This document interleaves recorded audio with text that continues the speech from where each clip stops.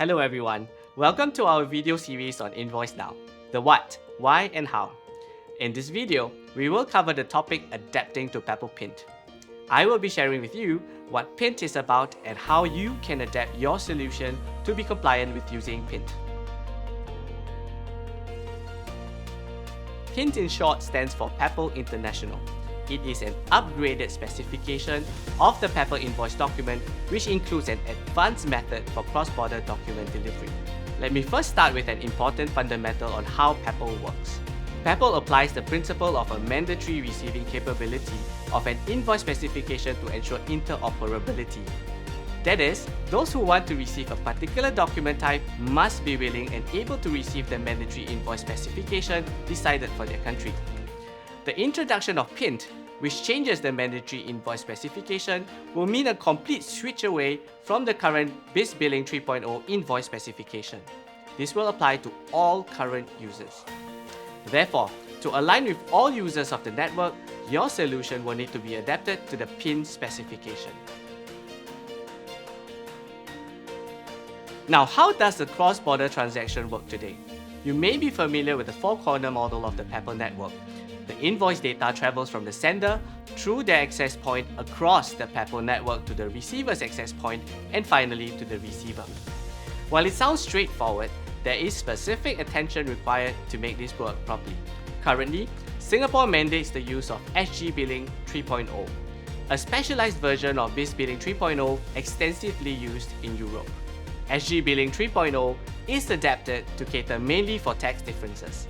That is, instead of using VAT, we use GST. There are also Singapore-specific rules incorporated. Like Singapore, other countries such as Australia, New Zealand, and Malaysia have their own invoice specifications they mandate for use in Peppol. As a result, to send e-invoices across countries, the sending party must package the data according to the receiver's specifications. For example, an Australian business must package the data in SG Billing 3.0 to send to a Singapore business. While it is possible, some preparatory work is needed. This method does not scale very well as you must have the ability to create different packages according to different specifications for each country you do business with. Hence, the PINT design was created to overcome this problem. Let me now cover the PINT design. PINT introduces a new concept called the wildcard. With the use of wildcard, receivers can prepare their solutions to receive any PINT document. The simple outcome of this is that a domestic Singapore e-invoice can be sent to anyone outside of Singapore, as long as they can receive PINT wildcard and vice versa. Let's now see how an overseas supplier interacts with the Singaporean buyer over Peppol using PINT. Here, we use Australia as an example. An Australian business will be sending the PINT at AUNZ document to other Australian businesses, as PINT at AUNZ will be mandated for domestic use. Now, with PINT, if the Australian supplier needs to send an invoice document to a Singaporean buyer, they can send the familiar PINT at AUNZ document to the Singaporean business. The Singaporean business will be able to receive it if they are enabled to support PINT wildcard. Unlike the current non-PINT model, the Australian business need not prepare an SG Billing 3.0 package for sending. This fundamentally shifts the work from corner 1 to corner 4, where corner 4 only needs to do the work once to be able to support PINT wildcard. Also, corner 1 sends the documents according to the specifications they are used to. So in summary, the PINT design will make cross-border transactions a lot more seamless. That is why the Peppol community is excited about this new development. I will now talk about how solutions can be adapted to support PINT, first covering what a sender needs to do to send a PINT at SG document. Then, I will cover how a buyer can adapt their solution to support PINT at SG and PINT wildcard. Right, before we begin, it is useful to first understand the difference between PINT at SG document and the SG Billing 3.0 specifications. You may be glad to know that there is no change in all the business-related elements in the document. All business-related elements in PINT at SG look the same as SG Billing 3.0. This makes packaging a PINT at SG document very easy. The only differences are in two elements, the customization ID and the profile ID. This affects both the business document and the document header, or what we call SBDH. The contents of these fields in PINT.SG are different from the contents of the same fields in SG Billing 3.0. So be sure you use the new content when creating your XML documents. In the document header, there are also the identifier fields associated with the above two fields that needs to be updated as well. An important point to note, the identifier for the customization ID is not a mandatory field in the current standard, where the SBDH is used for all documents and not just PINT. However, for PINT, this field cannot be left blank. If it is left blank, the current standard dictates that the more common content, busdocs-docid-QNS, will be assumed. For PINT documents, this must include the text Peppol-doctype-wildcard.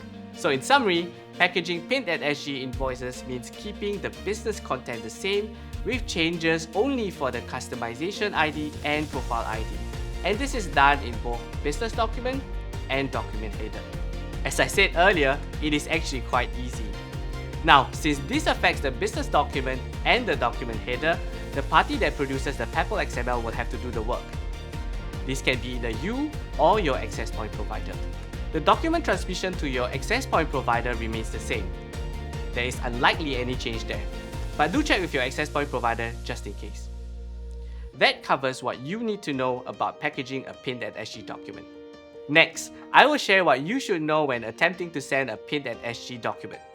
When sending domestically, check that your customer is ready to receive PINT.SG before sending. If they're not ready but can receive SG Billing 3.0, continue using SG Billing 3.0 first. When sending overseas, send PINT.SG if the customer supports PINT wildcard. If not, and if you still need to send the document over Peppol, you will have to prepare the document using customers' mandated specifications. For example, you may have to package a Billing 3.0 document to send to countries in Europe. Here's a tip for you.